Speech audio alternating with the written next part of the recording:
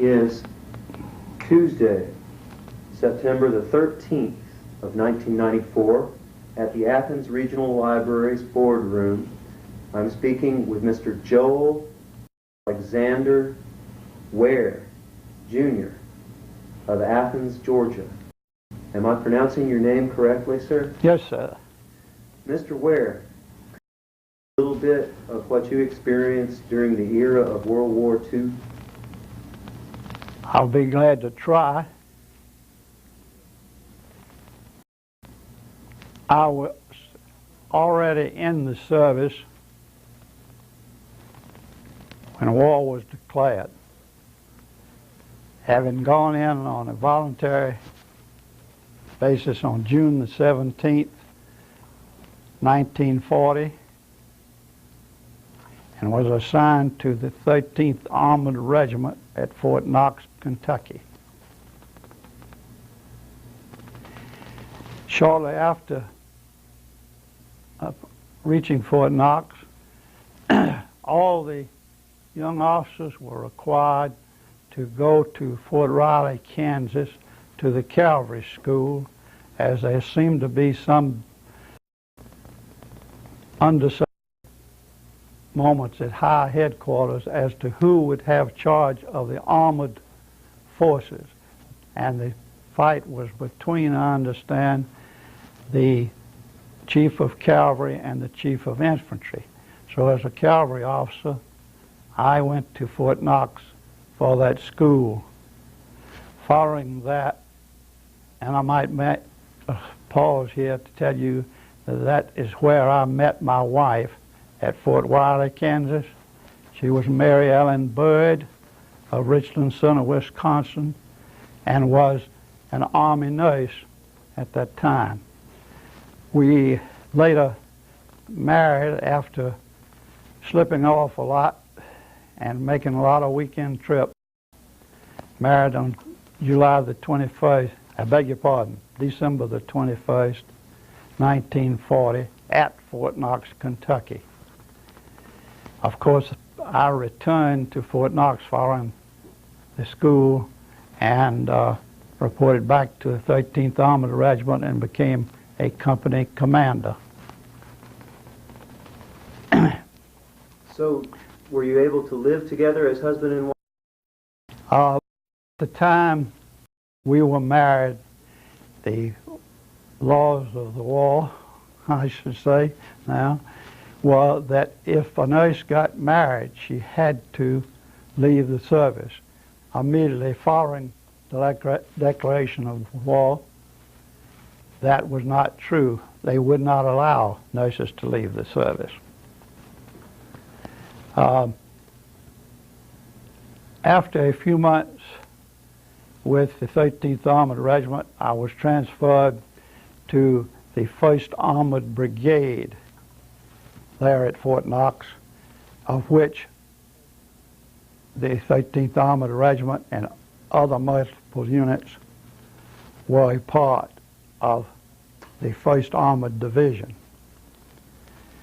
My duties there were of the intelligence nature, and we had, I believe, General Beard, General Ward were in command of that brigade.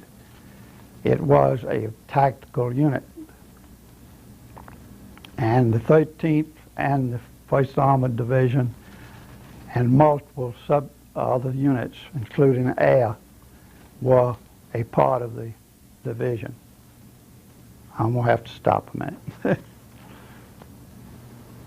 Let me just check. May I ask you about some notable events? For instance, how did you hear the news of the events of December 7th, 1941? That's a very interesting question. I think it's an unusual, very, very unusual. On December 1941, I was relieved from duty, having served my obligations, and was on terminal leave on December the 6th, and with my father in Washington, Georgia, and he being a executive secretary of the Athens Chamber of Commerce and also executive director of the Athens Housing Authority, he asked me to go to Washington with him just for the fun of the trip. On Saturday, December the 6th, we went into Senator Walter George's office, he being the senior senator from Georgia, and they discussed various political things, which I do not remember too much about. About noon, we went down into the Senate office building and had lunch. After coming out of the dining hall, my father bid Senator goodbye and told him that we were going to catch the 3 o'clock seaboard train back to Athens, Georgia, and would see him when he came south. The senator stopped him there and turned to me and said, "Joel, I want you to come back up to my office. I want to talk to you."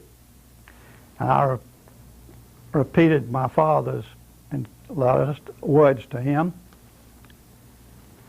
and told him that I'll be glad to go, but I was with Dad and he was directing the time of our departure. After some discussion, we went back into his office and he sat down and told me all the benefits of staying in the service. The free hospitalization for my family, they'll travel all over the world, and, of course, good retirement. I informed the senator that I had been in the service for nearly 2 years, and I thought I was ready to see something of Georgia. He repeated his statement about hospitalization and the life in the service and all, and I told him, I said, "Senator, I had rather dig ditches in the red clay of Georgia and be in the military." And we repeated back and forth, and finally he said, "Well, if you change your mind, let me know." I told him that would not occur. I didn't think I had some plans for Georgia. We caught the train at 3 p.m. on Saturday afternoon, and we slept on the sleeper, but during that time we heard no news of what was going on. We saw no newspapers on the train.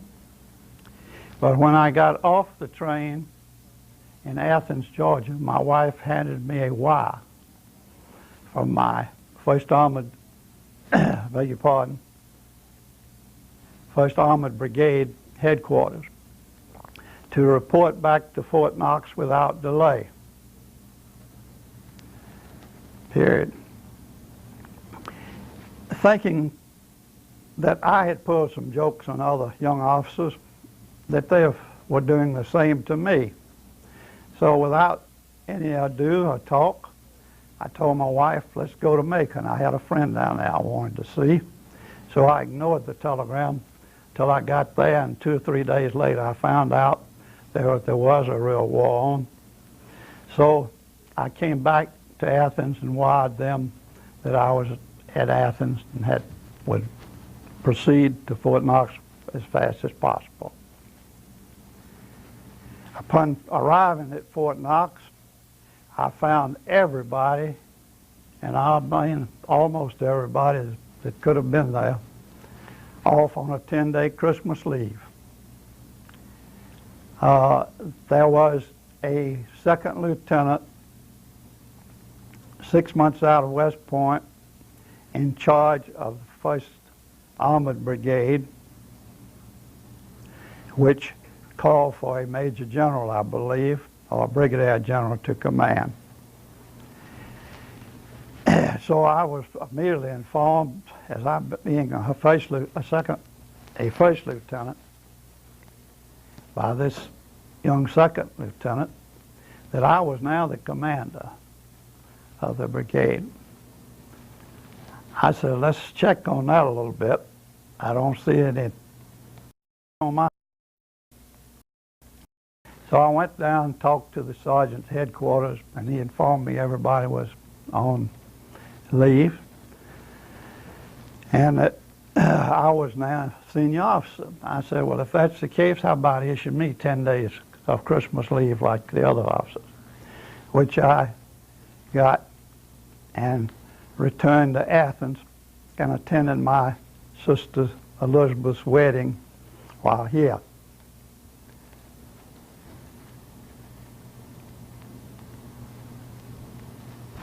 Upon returning to Fort Knox, I proceeded to occupy the same position I held prior to leave, and continued on with the 1st Armored Brigade through probably March or April of 1942. At that time, our units, which were well established at Fort Knox, were split and divided in such ways as to be cadre for the 6th and 8th Armored Divisions. Period. May I rest? Yeah. You were right in those details. Oh, you're good. Anything you remember. Okay. My orders came assigning me to the 6th Armored Division as cadre. There, before I even reported to that headquarters, I was shifted to the 8th Armored Division. And shortly after getting there, I was ordered to the Armored Force School and assigned to the Armored Force School headquarters as personnel officer.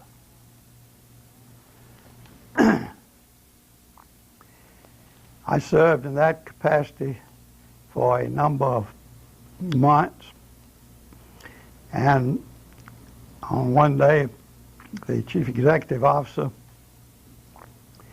came to my office and asked me if I would take over the direction or the directorship of the Armored Force School Administrative School for primarily company clerks and sergeants that had to do with the operation of paperwork. This school ran 24 hours a day, 3 shifts. Part of the instructors were military, from master sergeants to just sergeants, and a number of civilian instructors. I found out that the civilian instructors were not as good as the military personnel because they didn't have a feeling that the others had of living with other soldiers. And one of the last moves I made was send to high headquarters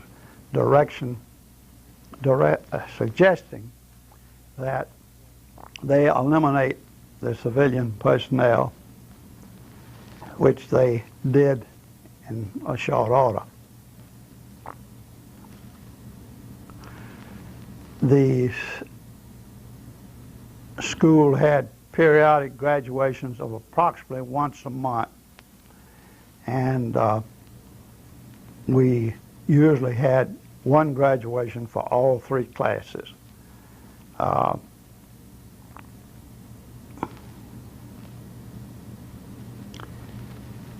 Did you get a chance to get to know the students in those schools at all, or were they in and out of the program so quickly? I believe I was there approximately 6 to 7 months, 8 months maybe, and I got to know all the military personnel real well. The classes were such, and the hours and other things that were going on, I did not have a lot of contact with the students. I did follow up on a lot of them where they went and the units they went to, so I knew something about what our results were. I had an excellent group of young officers also that worked the various shifts as supervisors. So we produced a lot of good company clerks and first sergeant. I need to stop.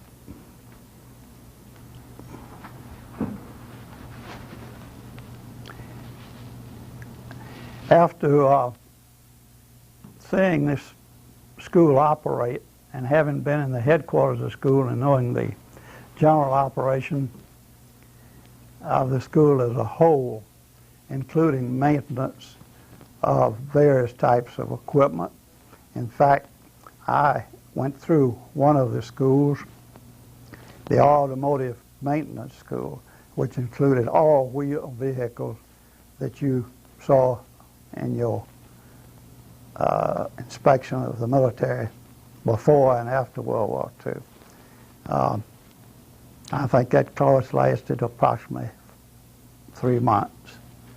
And with my background in engineering from the University of Georgia, it was a nice refresher course and elaborate instructions on the particular military vehicles.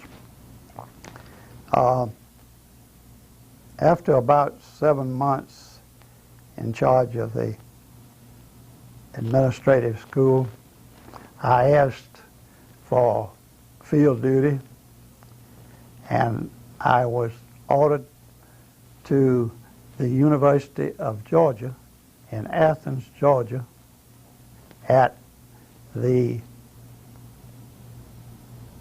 normal school buildings, which are on Prince Avenue and as of this date are occupied by the Navy Supply Corps School.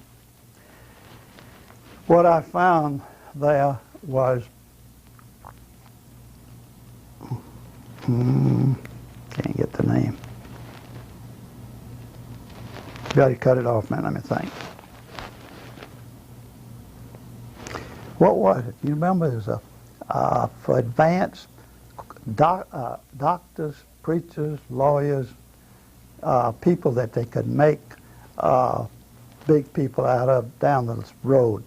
Professionals, officers training? No, specialized training. That's what. Specialized training? Yes. I can find that out from the curator of the Navy School Museum. Wait a minute. Oh gosh, I had that thing on my... It's not worth worrying about. All right, let's call it. Okay, you ready? Yes, sir.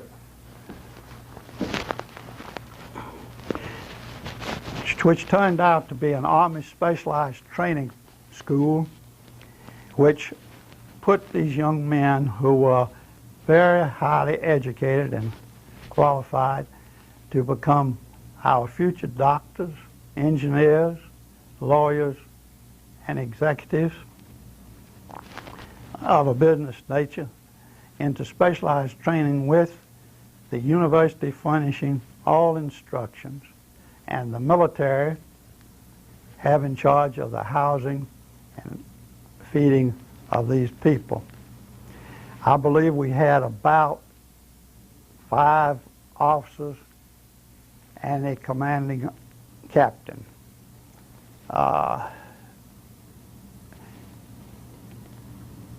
It was our duty to see that the young men who had had no military training had the preliminaries of marching, exercise, obeying orders, and getting into the routine of basic military training And this went on probably, the school was already started when I got there. So after I was there, I believe it was approximately 9 months to a year, that orders came in to abandon the school, to move all the young men to Fort Gordon, Georgia, for training. And in less than 6 months, these young men had had basic training, field maneuvers, and were shipped over to Europe for combat. And God help them, I don't think many of them came back.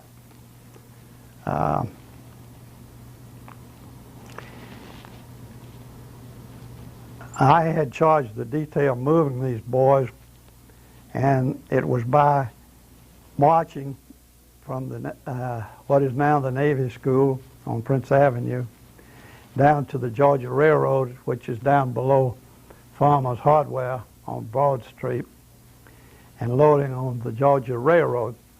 And then we were pulled down to Fort Gordon, Georgia, and the personnel was unloaded and turned over to the proper people there. Then I returned to Athens, and we were split up and sent to various places all over the southeast, I believe. Captain Neal and myself were sent to Army Supply Depot just south of Atlanta, now called Fort Gillem, where we found ourselves in command of Italian prisoners of war. And it was our duty to run these companies and to help and guide the training of these Italian prisoners and the maintenance, repair of vehicles, where they could go back into Italy and help our forces conquer Europe. Shortly after that tenure, I was made ordnance depot officer at Fort Jackson, Georgia, where we kept approximately 2,000 vehicles in the pool of all types and tried to keep the 95% of them ready to go at all times.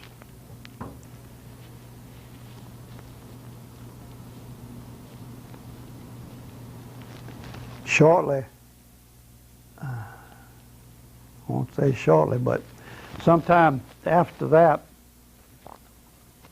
I was sent to a numbered unit at Fort Bragg, North Carolina. When I got there, I found a unit of unknown location. Nobody knew. They were going to headquarters. We got some temporary quarters. I had my wife and 2 children with me on the 2nd floor of somebody's residence, who must have raised cats, because they sure did give us a lot of trouble the few nights that we stayed there. Finally, the unit was disbanded, we found out at post headquarters, and reactivated under another number at what is now Fort Gordon, Georgia. And upon going there, we found ourselves a little headquarters. And from there, we found out finally that it was going to be a branch of the U.S.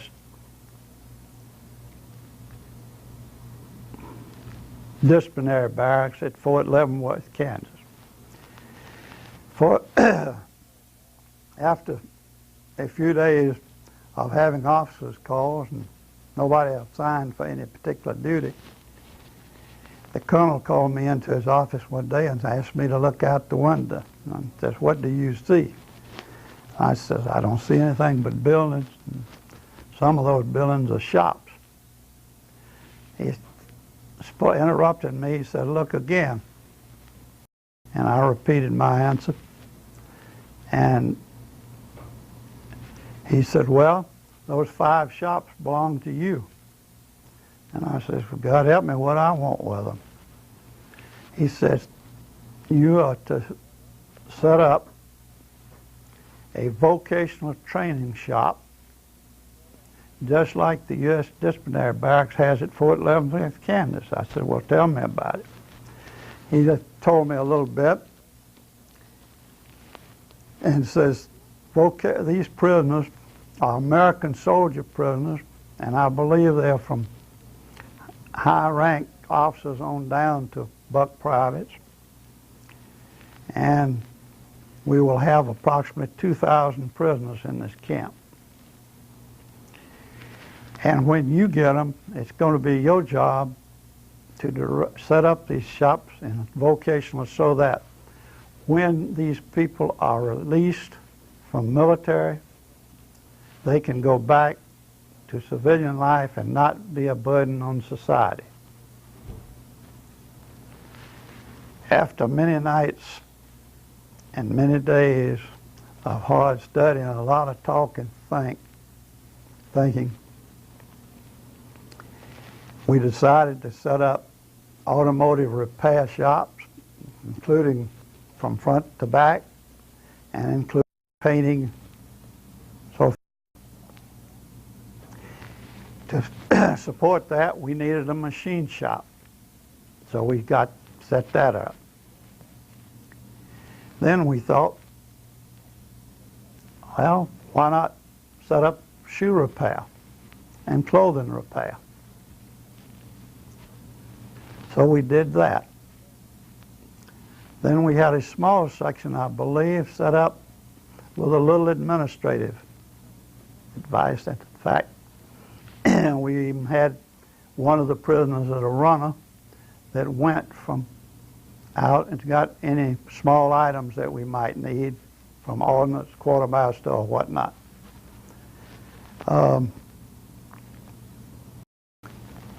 In some cases, I took a number of trucks and went to other posts within 150 miles of Fort Gordon and went into their surplus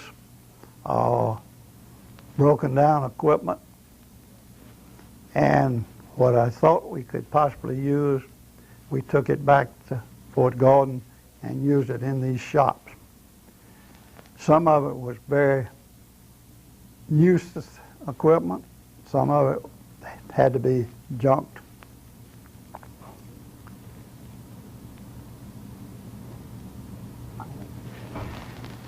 What sort of machines were you using, and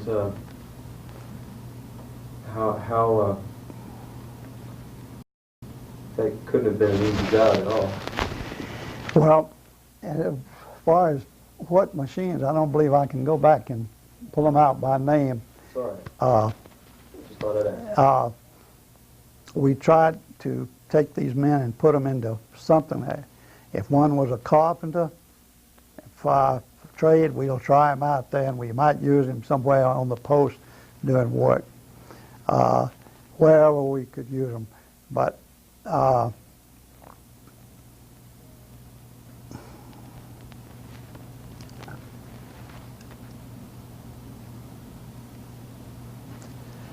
believe I was there and in charge of that for approximately 2 years.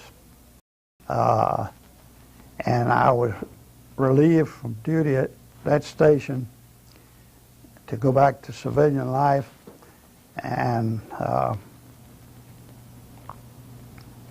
my termination date was March the 30th or March the 29th, 1946, I believe. Having bought a house in Athens during my stay at the Army Specialized Training School, we owned that, and so we notified our tenants, and we moved back into that house.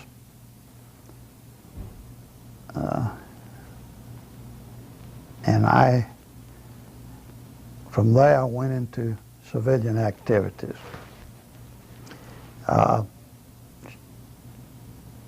That started by a call from the University of Georgia Treasurer's office. Wanted to know if I was interested in helping them out. And I said, what could you have in mind? He said, how about come and talk to me? So it turned out that what they wanted to do was to housing for veterans and their families. Most of you know where the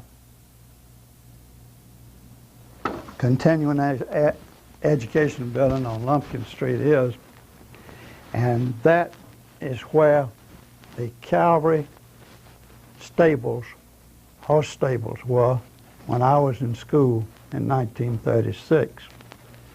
So they had been moved away and the land was vacant, so we moved in approximately 100 trailers from Oak Ridge, Tennessee. Before that was done, we had the waterworks and sewage to get in, and a place for an office to develop and to run that. I remember one thing in particular stands out in my mind about those trailers. We were slow in getting fire extinguishers, and as this arrangement was being handled under the Public Housing Administration of the United States, they issued orders to me to not allow the students and their wives to cook anything in these trailers until the fire extinguishers came. That caused an uproar, and we had a problem with that for a while, but we got them and put it in operation. I'll never forget one Sunday, a woman whom I had casually known called me at home and asked me if I could meet him somewhere. His name was Mr. Charles S. Martin, a former mayor pro tem of Athens, who had moved to Atlanta and gone into the wholesale appliance business. Later I found out there was more appliances to that. However, what he did, he talked to me and he said, I've got, quote, I've got a proposition I'd like to put in effect here. I have some Bendix washing machines and some dryers, and they are scarce, but I'd like to put them in one of your trailers for these people to use and put slots on them, quarter operation, and split the money with the school. This we did. It turned out to be a very profitable venture, I think, for both parties. Then we moved a little farther in developing from scratch the hillside to the east of the continuing education building on down to what I believe now is East Campus Road and Hillside. Some of the bigger high buildings are there now. Well, we drew the plans, put out for bids, and brought in barracks.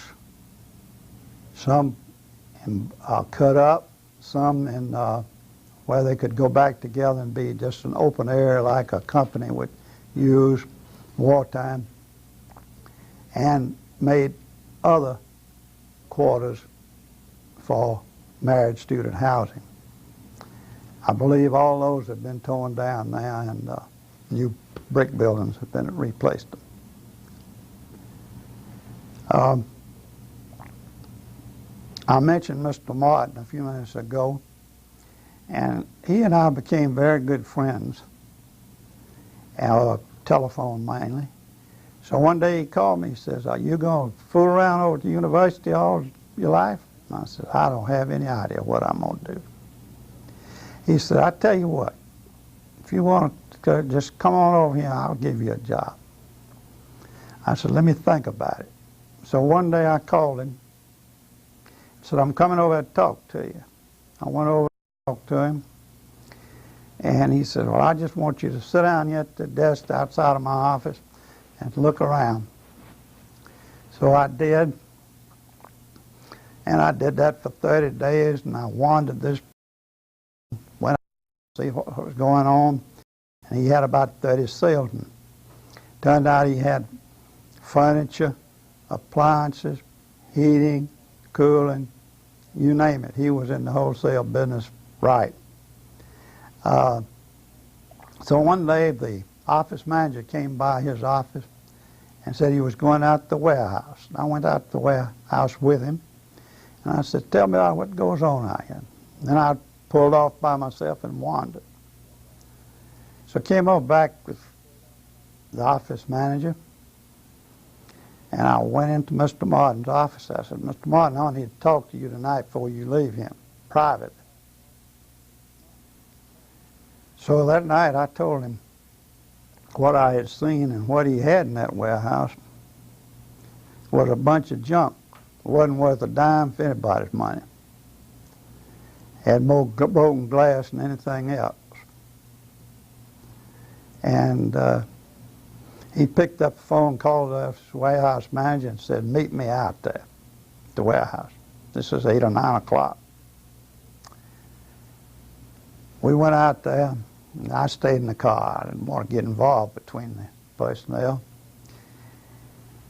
And so we went on back. About 11 o'clock, he and I went to supper.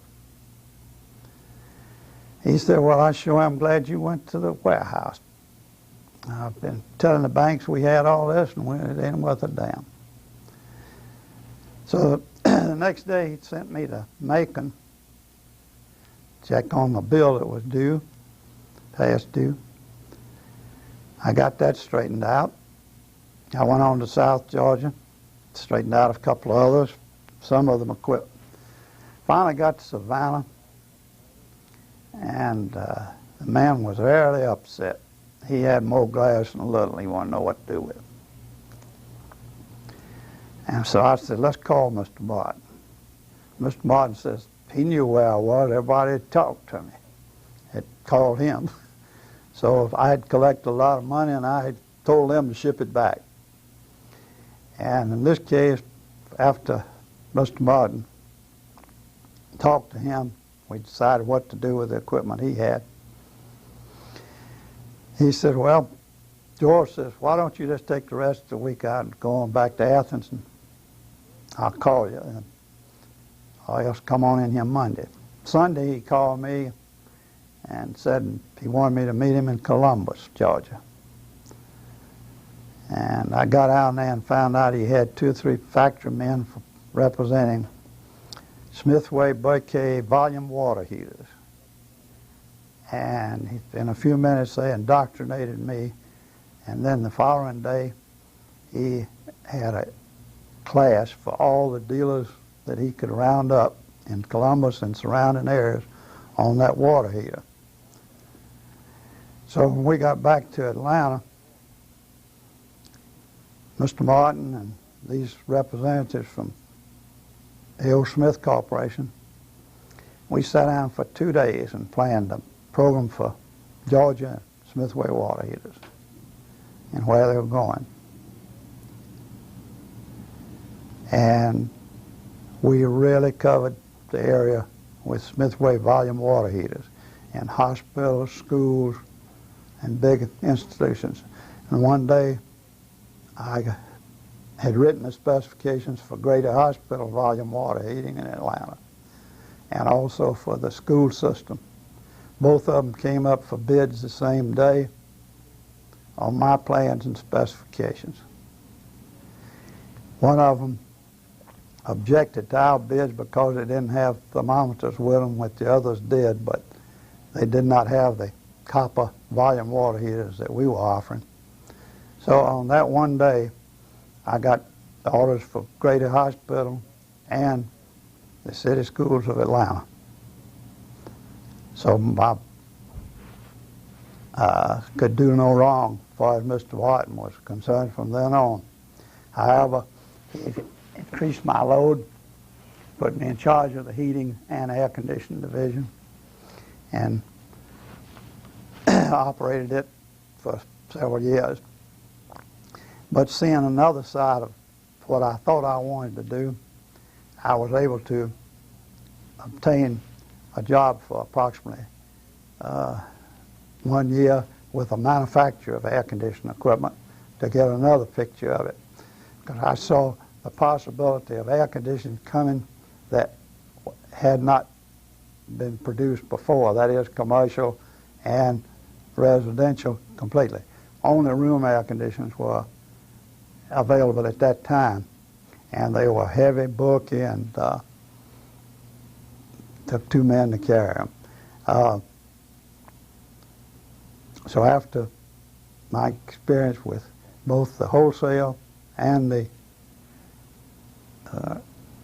manufacturing and state sales, I mean multi-state sales, I returned to Athens with a small amount of money and opened a heating and air conditioning business. And I now have to take a break. Okay. All right, sir. And if you don't mind, I'm going to turn a little bit of light on. And so, am I right in thinking the rest of your career was for your own heating and air conditioning company in Athens? Basically, yes. However, after selling my business equipment,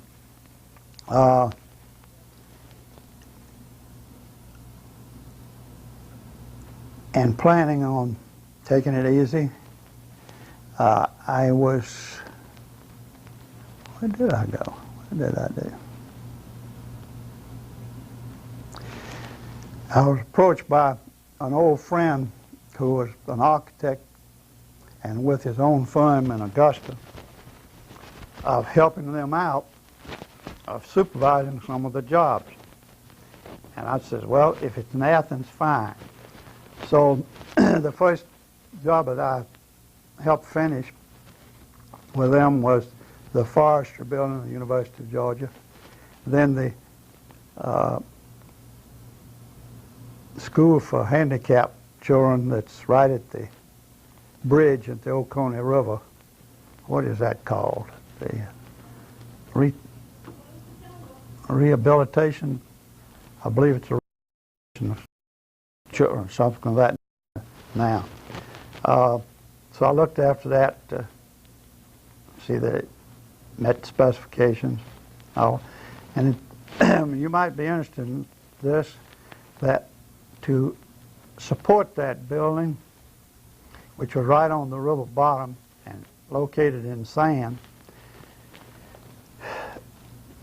steel pilings were driven 75 feet to get a secure support for that building.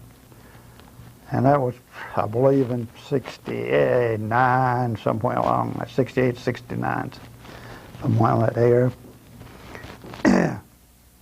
And then supervised the addition to the prison system at Alto. That's a state prison for mainly youth. 18 should have been the limit. Most of them were for 18 years of age. This was a prison built with 4 wings, 3 stories, and 1 man in control in a glass enclosure. Took a couple of years to build that, and at the same time, the contract called for the contractor to put in all new kitchen for the whole prison. And they did so, and had a nice job and got through. So I asked to be relieved on that, and they said, 1 more, please. They had a health department over at Hartwell, Georgia, and I frequent trips over there to see that it performed properly or was built properly. So we finally terminated that job, and the following 2 or 3 days I got a call from the Department of Labor in Athens, and they asked me if I was going to want a job. And I said, well, I wasn't counting on working anymore. And they said, well, we got a problem. Says, you know where it is, you know all about the area, and how about helping me out for about 6 months? And I was at the Navy Supply School, which had come to Athens.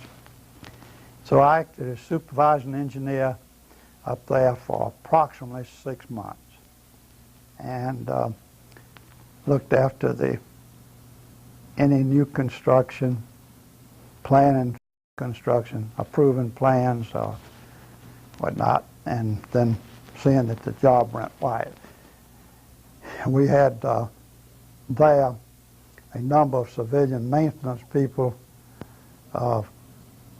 electricians, plumbers, air conditioning people, janitors, and we of course had secretaries and all. This department was called the Public Works Department, and they had in charge of that department a ensign, 2 ensigns, I believe, and basically I was under their care. And that officially terminated my active life, I guess, in the engineering field. Well, what year would that have been? 1969. Since that time, I've played in a little bit of real estate and investments. So that's about 25 years of retirement from engineering and from all sorts of things you've done. What name did your firm go by? Under your own name or something else? I bought out when I came back to Athens. It was on a January or February 1st basis, a heating business, which primarily was a manufacturer's agency who sold equipment to installing plumbers or heating people. And I realized that wasn't what I wanted, but I wanted some established thing in Athens to start, not have to go through complete. So that might be interesting to some of you. We traded without any problem, and we set up offices in the Southern Mutual Building, which is now the commercial building down in the heart of town. And after a couple of months, maybe, I was walking from the post office, which was in the next block at that time, back to the office with Mr. Shockley, who was in the real estate business. And we passed by the building, which is now the city garage on the corner of College and Washington Street, which was vacant and had been occupied by some appliance firm out of Augusta. And in passing, I made the comment to Mr. Shockley that I'd give $100 for that building. So before the day was over, he was in my office with a contract saying that he was the agent for that building, and I had committed myself, and he wanted me to take it. Well, going from $10 a month rent for an office to $100 in those days felt like a lot. I said, I'll have to think about that. So he proceeded to follow that up pretty heavily. So I took him up on it. And I guess that was a good thing. We didn't have enough equipment to put in a showroom or anything else, but we got over there and got our office over there, and then we started getting in various equipment, and I guess a lot of people thought running a warehouse in a showroom, glassed in two sides, but we did have some big units at that time, package units that would take care of stores of medium size up to probably 2,000 or 3,000 feet. And I brought them in by carloads. and I had good luck with my factories, so we held that part off. But I knew when we took over this thing that we weren't going to sell any air conditioning till warm weather. We weren't going to sell any heating equipment because everybody was going to wait to do it in the summer. And the only thing we were going to get was repair work.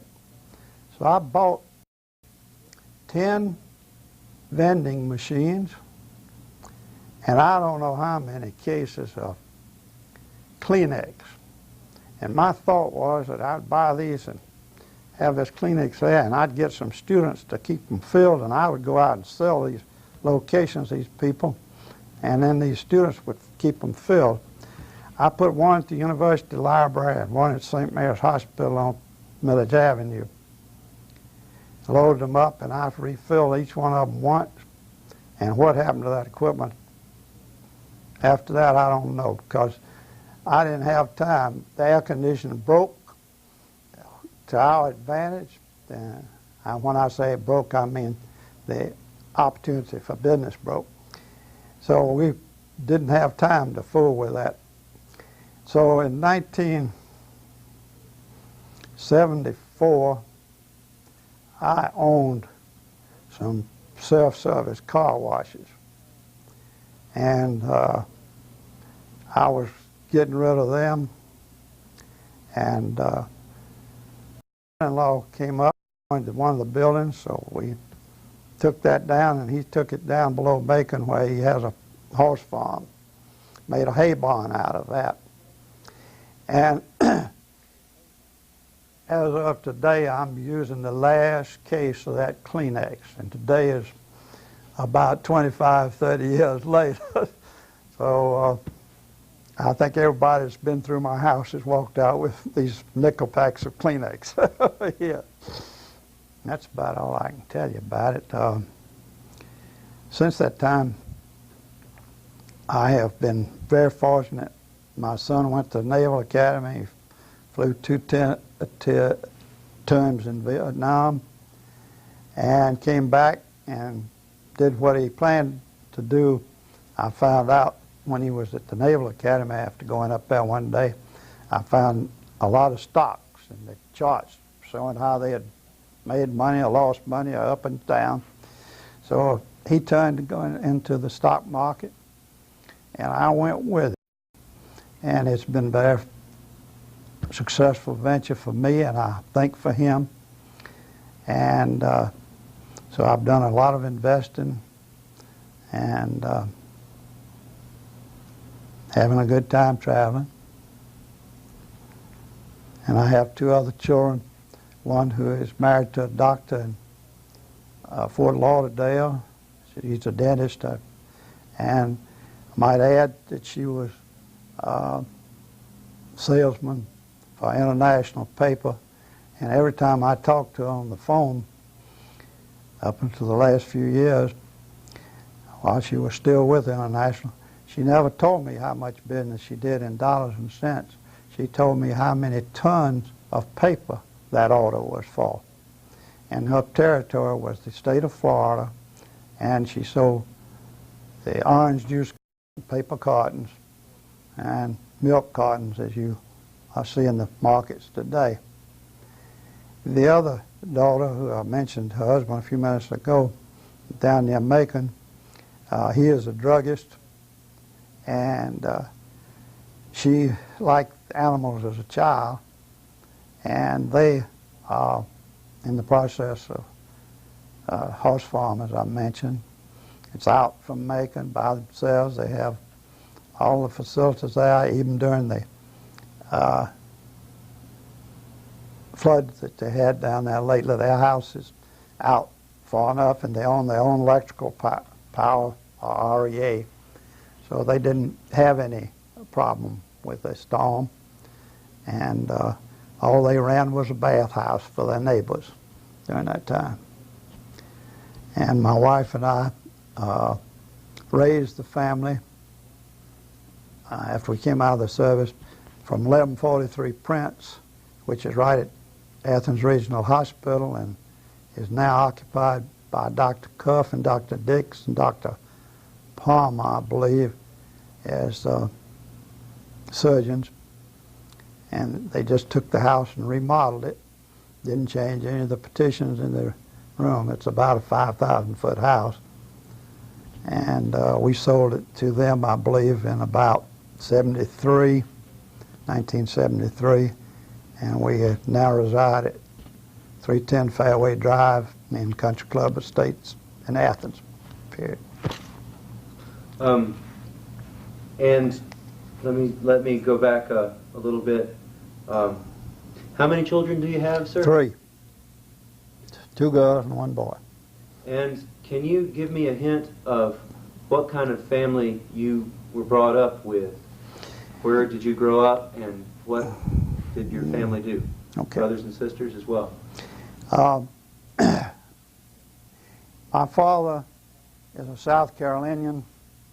He was born and raised in Abbeville, South Carolina, and attended Clemson College with a degree in electrical engineering.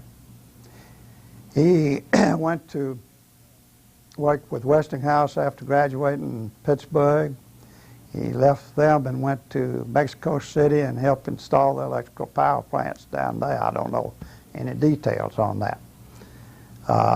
He came to Athens in 1908 and established the Athens Engineering Company, which was electrical contract and supply, also building supply business. It wasn't in the building supply business like we see today with Lowe's and Wicks and other people, but it was located right across from what is known today as a commercial building, or the old Southern Mutual building, and it had 3 stories in it. And I remember the entrance was a big showroom of electric light fixtures, primarily from the ceiling, and in the back he had a big hand-operated elevator. On the 2nd floor he had small equipment and batteries for automobiles, pressure light tanks for automobiles, and that had to do with the battery and the lights and the pressure light tanks. On the top floor was the electrical wiring for all things. Down in the basement there was, I think, what they brought in from jobs as used equipment or something they could salvage. And the Depression of 29, 30 caught him and left me. He went out traveling for hot point water heaters, I believe it was called. Covered the Southeast, primarily selling to the power companies. And one day he called home and asked me what I was going to do about going to college. I just finished high school. Oh, I was counting me some money to go to Georgia Tech. I want to be an aviator. He said, if you want to go to college, go to the university and talk to Colonel Snelling, Colonel Snelling was chancellor of the university at that time. The University of Georgia. University of Georgia. Colonel Snelling said, well, I'll see what I can do. Come on, let's go down to talk to Uncle Tom. Uncle Tom was Mr. Reed, who was the registrar. So I went down and talked to Tom Reed, and he says to me, he says, sit down, son. Sign your name right there on the bottom line. I signed my name for $16.50 a quarter to go to college. After 2 years, I stayed out. I said, I'll never pay this back.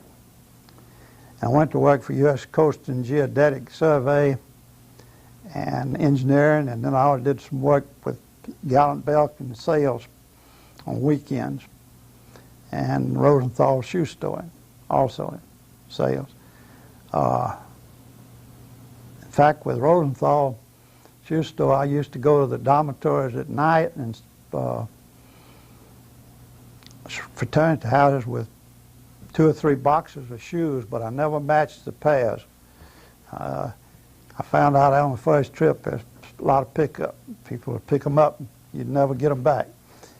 But my job in that case, I took the orders and gave them by phone the next morning into the Rosenthal store, and they delivered them and charged them to everybody.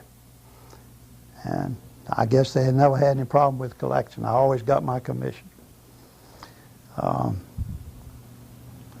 So after finishing college, I had worked some on weekends my junior and senior year with one of the state highway engineers in Athens. So when I finished college, I was the only one of 6 that graduated. I believe there were 4 that graduated. Had a job to go to, and I reported to East Point, Georgia, with $4 in my pocket. And I had to get from there to Clarksville for my assignment. And our road was to build a road from Clarksville to Decorah. As soon as that was finished, we moved down to Royston and worked on the road from Royston to Elberton. While there, I got a call from the highway engineer, asked me if I was interested in another job. He said, with who? It turned out to be the health department of the state of Georgia. Went to Sparta, Georgia, where they had a child health demonstration being organized. And they took an old wooden school building and had nurses and doctors and me. And they did anything to improve the health of the children in school, including some small operations like tonsillectomies and all that in the school. My part was to improve the sanitary conditions in Sparta and outside, and to map it at the same time. So we finally got a bunch of WPA labor assigned, and we set up a mass production of privies. 1-holers, 2-holers, 3-holers, 4-holers, or what. Some went to schools, some went to homes, and the installation of same. And the county commissioners finally gave us a truck for doing that. But before that, we had to beg and borrow to get one to move them out to these various places. But we were building 100 of those units a week, I think. We were interested in the water that everybody was drinking, as well as the sewage, and to also conducting meetings to try to get various communities to improve and get involved in this. And then we set up these mappings, and as much time as we could devote to it, we would go out and map the roads, not to any 100% accuracy, but you could follow the road and follow the map, so to speak. And we had symbols to determine whether that house had water, what type of water, same with sewage. And from there I went into, with the Southeastern underwriters, who were out of Atlanta, but covered everything southeast, I think. And our job was fire prevention in industrial plants, and also checking on municipalities as to their water supply and water pressures and their equipment. And after a period of time with them, I volunteered for a 6-month service in the Army, which turned out to be 6 years nearly. That's about it. So where we going around? That's the way I'd like to do it. Am I right in assuming your college degree was in engineering? Yeah. I went in, as I told you, the university. First 2 years were in civil engineering. And when I came back to school for my junior and senior year, they had moved those, the civil engineering, the mechanical engineering, and the architectural engineering to Georgia Tech. And I still didn't have the money to go to Atlanta and live. So they said you could go over to the ag engineering. Same professors would be over there, but your degree would be in ag engineering. So I went through that, and thank God I did, because it sure made me some money later in installing air conditioning. They taught me some ways of handling water that I never would have gotten in civil engineering.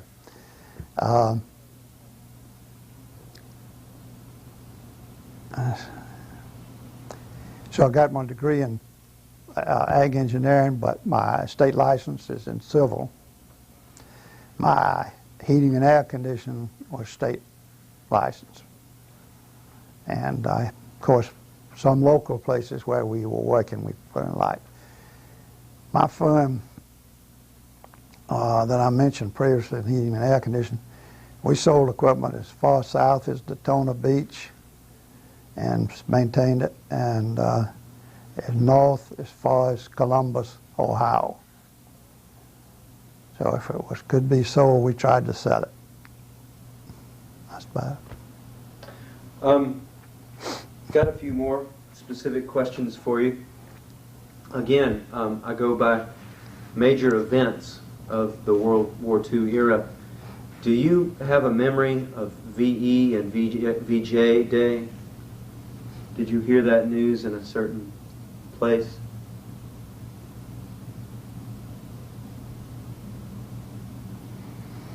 I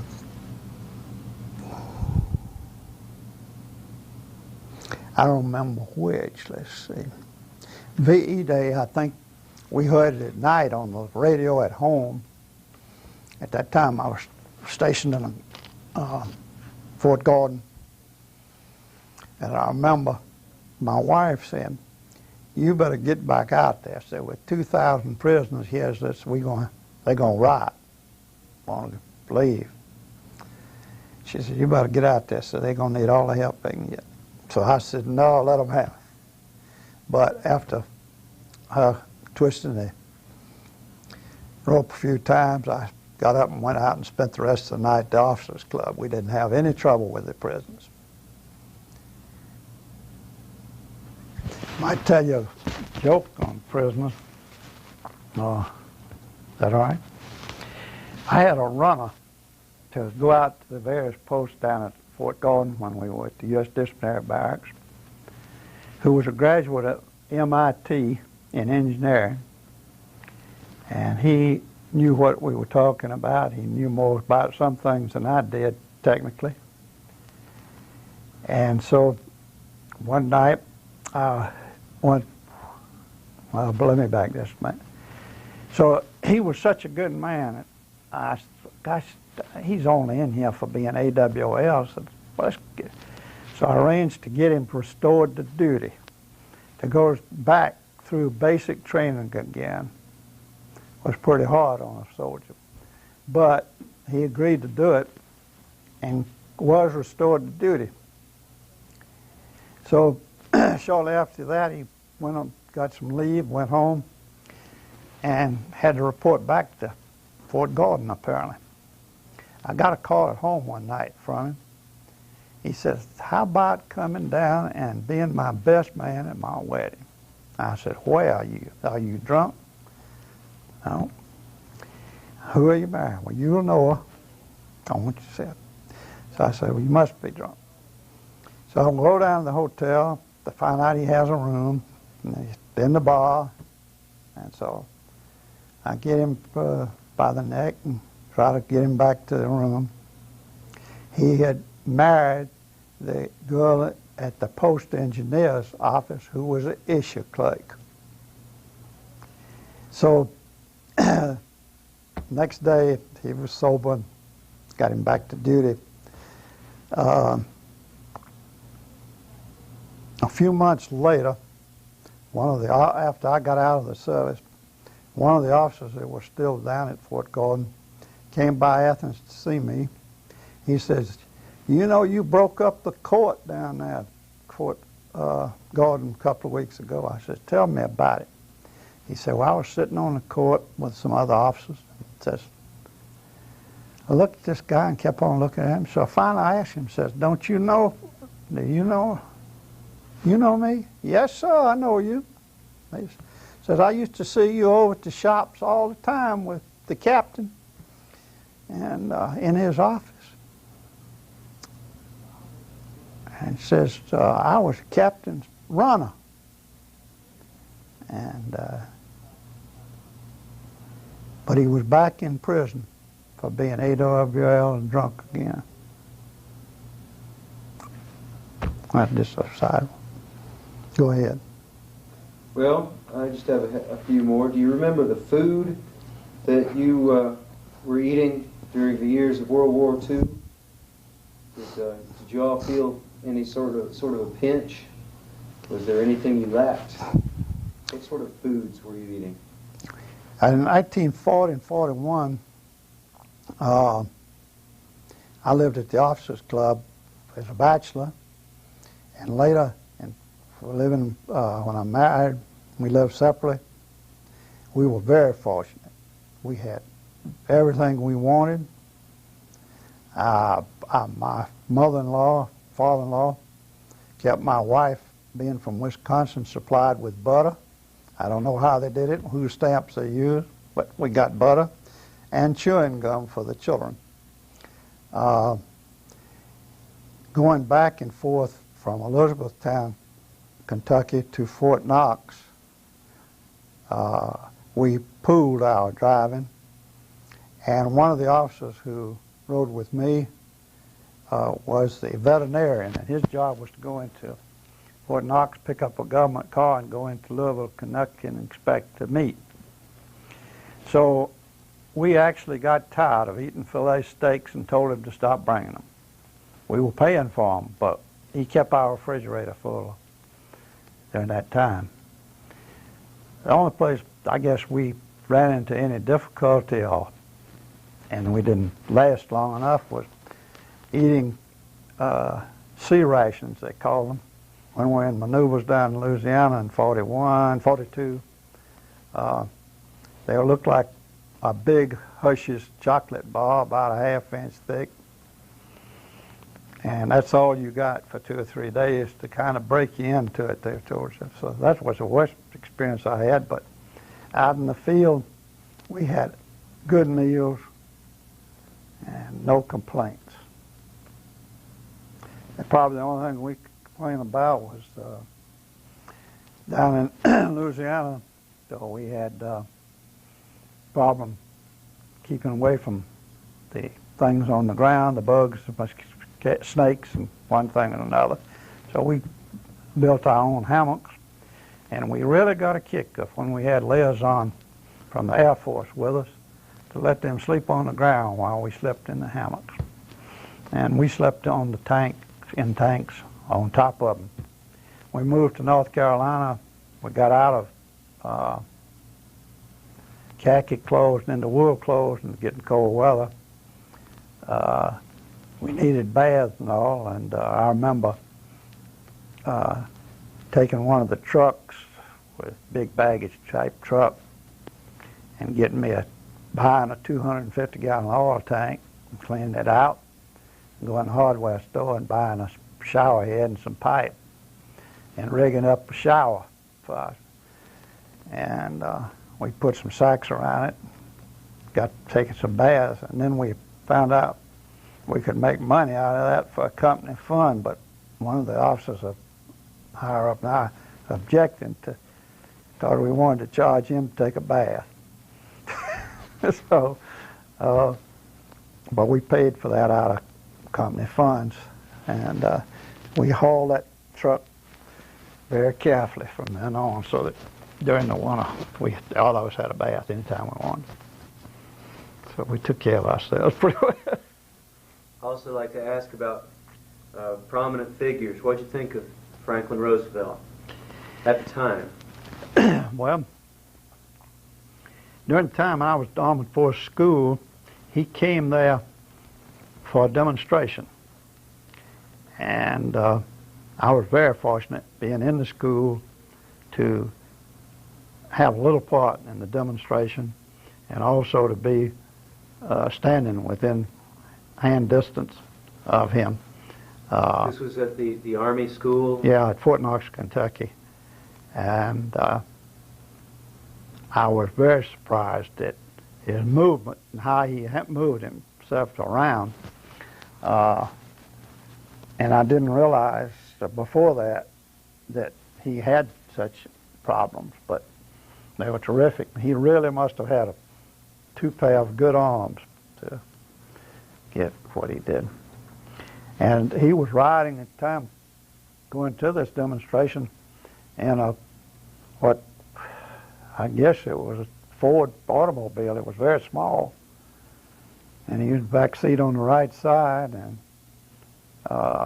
3 other people were in it with him, and I don't believe there were any guards around him. Running the wrong way, it may have been, but he was on the post. I just left out one big thing, I think maybe while I was back at Fort Knox.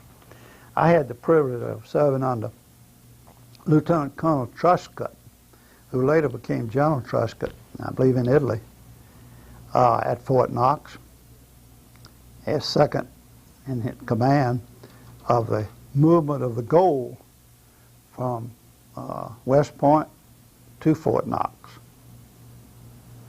And we had to guard all the trestles on the railroad. We had our own guards and personnel on these trains to guard it, and then moved it from the railroad siding into the vault at Fort Knox. And I tell you, these big, heavy baggage trucks that we had to move this gold were not built with a heavy enough. 13th story about Fort Knox, and the bottom will not hold the gold. The bottom of the trucks is what we're talking about.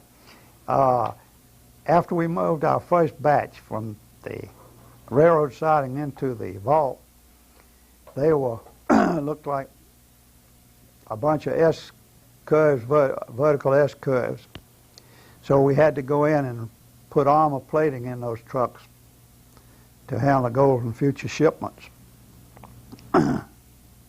On one occasion, I went with our final shipment into the vault and turned it all over to the Treasury Department. And the man with the Treasury Department said, "Where?" says, "You are short." I said, "Short? How could it be short?" He said, "Well, it is, and here's how much." After letting me sweat for a little bit, he told me that the gold bullions were so brittle that they always lost gold until they swept up. Wow. Now that vault is surrounded by a walk, and outside of that walk are pillboxes, so to speak, with machine guns and whatnot at that time. Inside, everything, and the gold was moved into what you would think of in a prison as little cells where they stored it, and they could pull it out, and they wooden boxes that they put this gold in had numbers in it, and from those numbers they could tell from what company or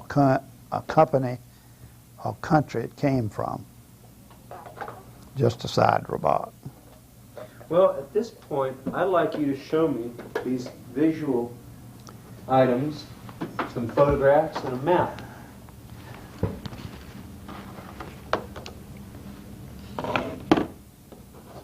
If you would aim them at the camera, I'll be able to.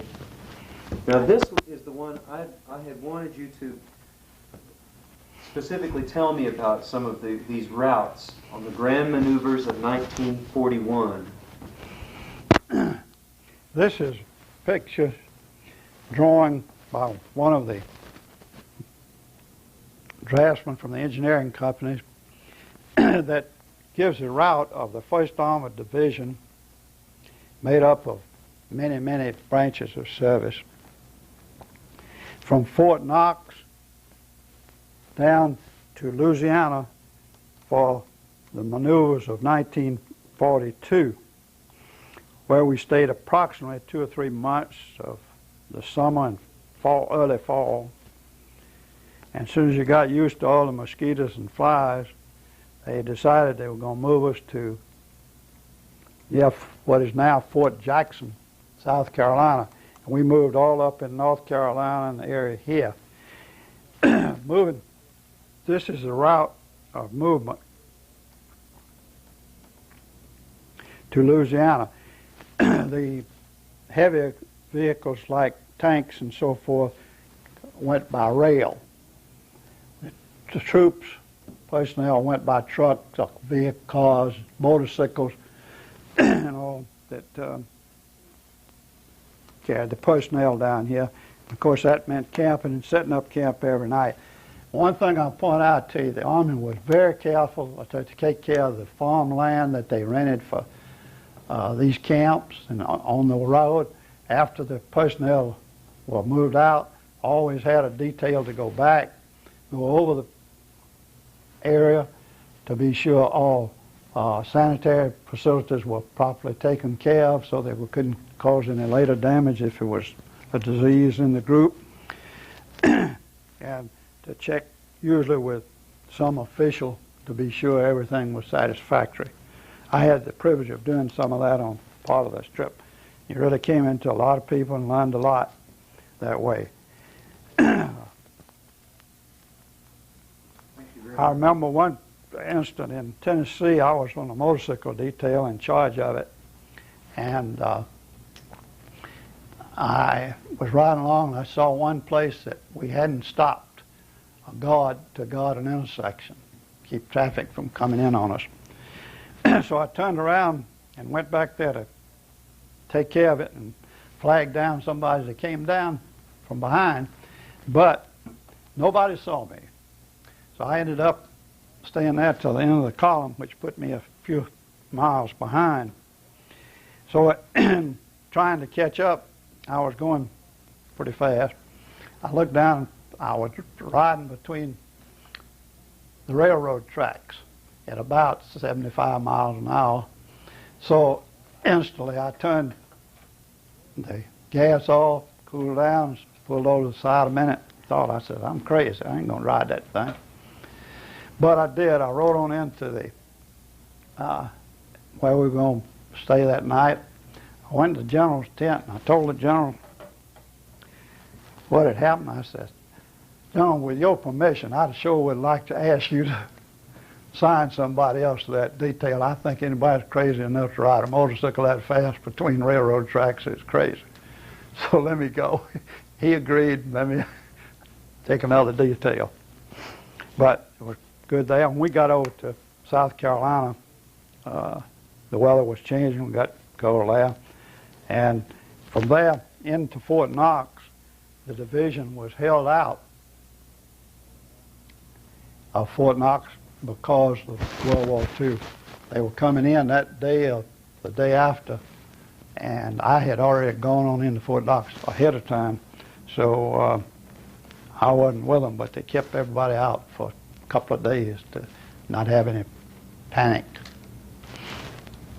Anything else I can ask you? Well, I'd like you to show off the rest of these photographs. Uh-oh. And I'll photocopy the other material you brought.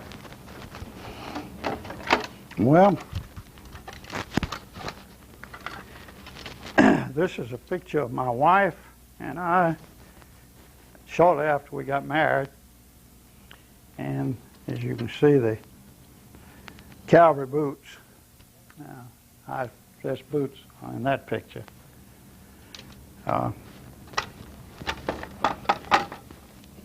This is a picture of our wedding at Fort Knox and coming out of the Fort Knox chapel. At that time, they only had one little chapel on the Fort Knox, which today I'm sure they have many, many. It was customary in the Army in those days when they had a wedding to the bride and groom came through an arch of sabers.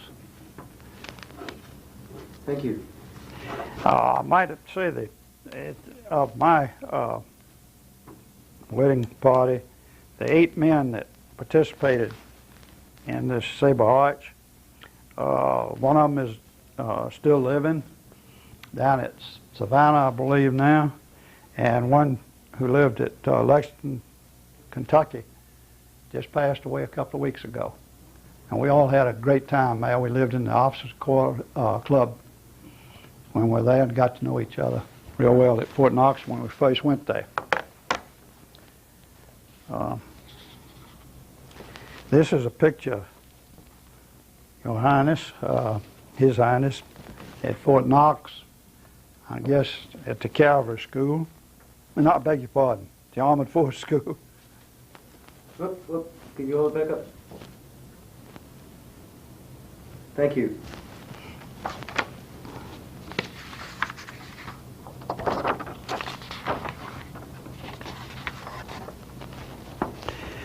Here's a letter from General Devers, who was a commanding officer of the Armed Forces, and a letter of appreciation of my services, and one from the President of the United States, Honorable Harry.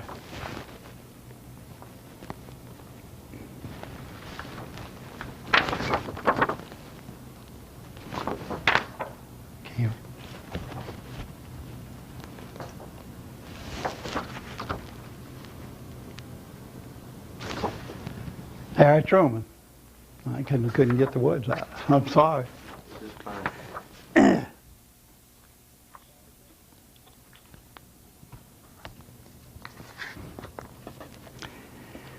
This is my picture just prior to going into the service,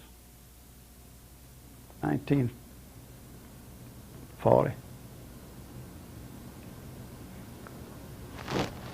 Thank you. This was the first active duty group I went to Fort Knox with in 1936. You can hold it a little bit back towards me. All right. If you could hold it toward me once more before you lift it. Now, right about there, if you can hold it just tight like that. Okay, that's good. Now you can lift it back again. It is a group of mostly Georgia boys assigned to the 463rd Armored Car Squadron. And I could read off the names, and you probably wouldn't know them. How about a handful? Anybody who might be local or yeah, quite a few. actually stand out?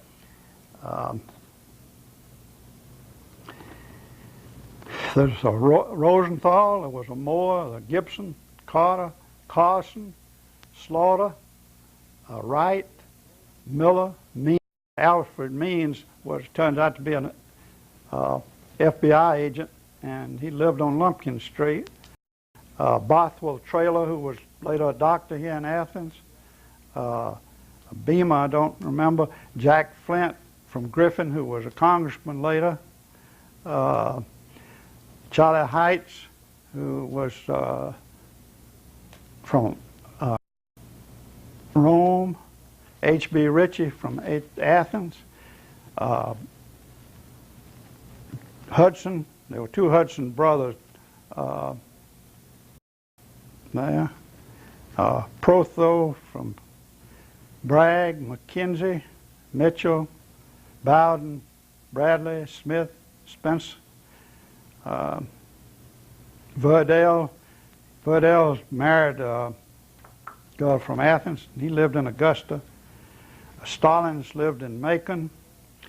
Dean lived in East Point. That's about all. Thank you. Well, thank you very much. I've got one final question for you, and I'll photocopy this material. If you were speaking to younger people about the material we've discussed and the experiences of World War II, you want to describe that before I... Say that again. Well, my last question is, if you were talking to younger people about World War II, to people who might only know the era from history books or even from videos like this one, is there something you would emphasize for them as being most important? Is there, in other words, I'm asking, what do you think you would emphasize from that experience? Learn how to take care of yourself. Learn how to help take care of your partners. For instance, in a tank, I don't care what your rank was, when you got into that tank, you were one. And if you don't work as a team, you're gone. But before you get into a tank, say, I think just like everybody's trying to get you young people to do today, to go to school, go as far as you can, and then put it in practice and keep learning. Because if you look back at World War II, the only reason we won is because everybody put their shoulders to the grindstone, both civilians and military, and outproduced. And outproduction, is my feeling, is the only reason we won the war. Well, thank you very much for your time, Mr. Wier. Hope that suits you. Now, think about it. You've had others. Did I do all right? Just fine. Don't tell me that now. That ain't no answer. If I had to do it over, what would you do? Hey, sir, are you asking me? Yeah. Golly wallies. Well, to be honest, I think it went just fine. If I had it to do it over, I'd try to get us some better heating and air conditioning from the heating and air conditioning engineer. That's about it, really.